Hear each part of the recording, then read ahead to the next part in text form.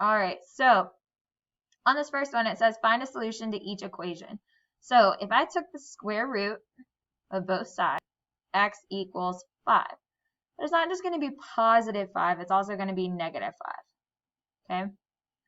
Remember, a quadratic, which is where it has an exponent of 2, normally has two solutions, or potentially has two solutions. On number 2, if I take the square root of both sides, then I'm going to get y equals the square root of 7. But I'm not just going to get the square root of 7, I'm going to get positive and negative square root of 7. And it's okay to leave it like this, because if I take the square root of 7, I would have gotten a decimal, right? Okay. On number 3 is a little tricky. So we're going to take the cubic root of this. So notice how on the past 2 squared. Well, now we're going to actually take the cubic root. And what I mean by that is we're going to take the cubic root by putting like a little 3 in this little like cubby hole. And we're going to take the cubic root over here. So I need to think, all right, I need a number that if I multiply it by itself 3 times, I'm going to get 8. So let's think about it. Well, 1 times 1 times 1 is going to give me 1. And 2 times 2 times 2, does that give me 8? Well, 2 times 2 is 4. 4 times 2 is 8. Yeah. So the cubic root, so z, is going to equal 2. 2 to the third power gives us 8. On number 4, we're going to take the cubic root. And I don't think I can think of a number that if I multiply it by itself 3 times, I'm going to get 19. So we're going to leave this as w equals the cubic root of 19. On this one, we're not going to have a positive and negative, though, since it is a cubic root. Okay? Questions on this so far? I know everybody's like, that's crazy. Let's talk about it a little bit more. Okay? So today we're going to talk about rational exponents. So that's talking about a kind of like fraction in the exponent. Okay? So Claire said that I know that 9 squared is 9 times 9. Okay, cool. 9 to the first power equals 9. And 9 to the 0 power equals 1. I wonder what 9 to the 1/2 power means. So first she graphed y equals 9 to the x. What would be an estimate for 9 to the 1/2 power? Well, let's look at it. Okay, so if we go over here to this graph, and I know it's a little difficult to see, but if we go to this graph, and we go over to where x is 1, that means 9 to the first power, right? Well, it crosses on our graph at 9. So we've got this point 1, 9. And we know 9 to the first power equals 9, right? Well, let's try doing 9 to the 1/2 power. Well, 1/2 can be converted to 0.5. So let's go over to 0.5. And where does it cross? At 3. So it's going to be 3. Claire decided to use exponent rules to help her confirm her thinking. What did she get? So 9 to the 1/2 times 9 to the 1/2. Well, if we think back to last week in our exponent rules, we know that if we multiply the same base, we just add the exponent. So what's 1/2 plus 1/2? 1/2 plus 1/2 is going to give us 1, right? So we have 9 to the first power. So let's think through that. What is the value of 9 to the 1/2 power? Well, what's the square root of 9? The square root of 9 is going to be 3. Okay, so 9 to the 1/2 power is also going to equal 3. And we can also see this back up here where she was talking about the exponent rules. Well, if 9 to the 1/2 power is 3 and 9 to the 1/2 power is 3, what's 3 times 3? 9. Okay. Let's look at another one. Diego saw Claire's work and said, now I'm wondering about 4 to the 1/2 power. again, he graphed y equals 4 to the x. What would be an estimate for 4 to the 1/2 power? Was it what you expected? I want you to take a moment. I want you to think about it. What is 4 to the 1/2 power? 4 to the 1/2 power. Is there another way we can say 4 to the 1/2 power? Yeah, what's the square root of 4? We all know what the square root of 4 is. That's 2, right? So he decided to use another exponent rule to test his value. What did he get? So we have this 4 to the 1/2 squared. Last week we talked about powers of powers and how if you have an exponent raised to another exponent, you multiply those exponents together. So what's 1/2 times 2? That's 1, right? So we really have 4 to the first power, which is just 4. Another way to look at this is to say, what's 4 to the 1/2 power? Well, I know that that's 2 because we just talked about it on this last part. Well, what's 2 squared? 4. Okay, so there's 2 different ways that you can do this. For that to be true, what must the value of 4 to the 1/2 be? What's 4 to the 1/2 power, guys? 2. Okay.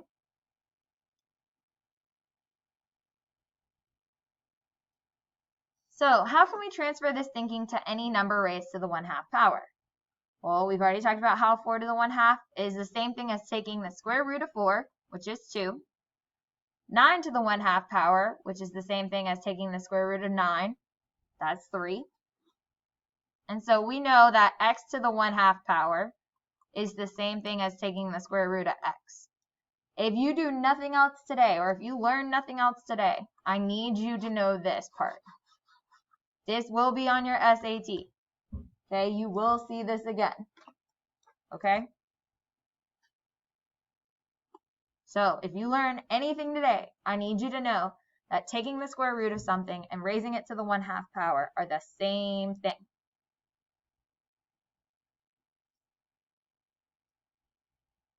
Okay, so what I want you to do is I want you to take a moment and I want you to write A, B, and C on your paper. And I want you to find the exact value. Okay, so you're either putting it in simplest form or putting it in also known as radical form. Some of these are going to be whole numbers and some of them are just going to be left underneath the radical. But go ahead and take a moment, try the first 3 out. So on A, you should have said, all right, 25 to the 1/2 power. That's the same thing as saying take the square root of 25, which y'all know what the square root of 25 is, or you can at least put it in your calculator. You'll get 5. 15 to the 1/2 power is the same thing as saying the square root of 15. Well, if I take the square root of 15, I'm going to get a decimal. So I want to leave it in the radical form. So we're just going to say square root of 15. Y to the 1/2 power is the same thing as saying the square root of y. Well, I don't know what y is. I can't simplify this anymore. So it's going to give me y, square root of y. So now let's actually look at D. D is where it starts getting a little tricky. We've got 8 to the 1/3 power. Okay, so back when we started talking about this 1/2 power, there's really just this like little 2 that's chilling right here inside this little cubby hole. But like mathematicians like to be a little like lazy and they don't want to have to write this little 2 in the cubby hole every single time because square root is kind of like an often, like we do it a lot, right? But now that we've got this raised to the 1/3 power, what we're going to do is we're going to put a little 3 in this cubby hole. Okay, so we're going to take the cubic root of 8. So I need to think, all right, what number do I raise to the 3rd power to give me 8?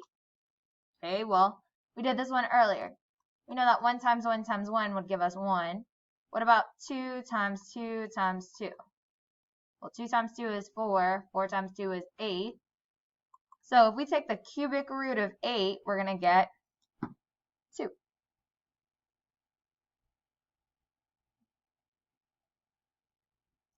So how do I write E in radical form? Well, if I take the cubic root of 2, that's going to give me some type of decimal, right? So we're going to leave this guy just like this.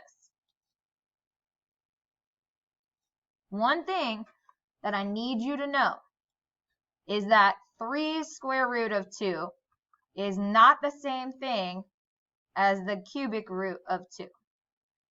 These are two different things. There's a 3 out front, and you're taking the square root, versus taking the cubic root. These are not the same thing. Please don't write these on your paper. Like, it's not, these are not the same thing. All right, so what I want you to do is go into student.desmos.com, and you're going to type the code that I'm about to post in just a second. And you're going to complete the following. So what you're going to do is in each row, you're going to identify the rational, and then you're going to identify the radical way to write it. For instance, in row 1, I've got 7 to the 1/2 power. And the way to write that is to take the square root of 7. Okay? On your Desmos activity, you're literally just going to circle whichever one. Okay? Okay, so again, on row 5, that negative exponent is where you're going to take that number 9, flip it, and then take the square root of what's on the bottom. On the last one, you've got 3 to the negative 1/2 power. Since it's got that negative exponent, you're going to flip it, and then take the square root that's on the bottom. Okay? This will be on your SAT. This will come back up multiple times. You've got to know how to do it. Okay? Last thing that we're going to do, okay, is I want you to write a solution to the equation x squared equals 5 two ways. So you're going to do it using exponents, and you're going to do it using radicals. So just like in the last problems, you had one with the exponents and then one with the radical. Okay? And then I want you to write the cubic root of 78 using exponents. So I want you to take 2 minutes to work these problems out. Okay, so write a solution to the equation in 2 ways using exponents. So normally when you solve this, you're going to be like, all right, cool, let me take the square root of both sides, right? And so that would give you positive and negative square root of 5. So that's the way you write it in radical form. Now we know that taking the square root is the same thing as raising it to the 1/2 power. So you've got x equals positive and negative 5 raised to the 1/2 power. Okay, so that's how you write it using exponents, and that's how you write it using radicals. On number 2, we're going to take the cubic root of 78 using exponents. Okay, so you're going to raise this to the 1/3 power. Okay, or I'm sorry. You're going to take 78 and you're going to raise it to the 1/3 power. Because remember, taking the square root is raising it to the 1/2 power. So taking the cubic root is raising it to the 1/3 power. Whatever number is in this little like cubby hole that's right here, that's the number that's going to go on the bottom of that fraction. Okay? So remember, mathematicians are really lazy and they like to confuse you.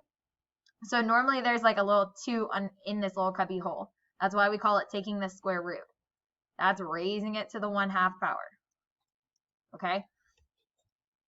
Take the cubic root, that's raising it to the 1/3 power.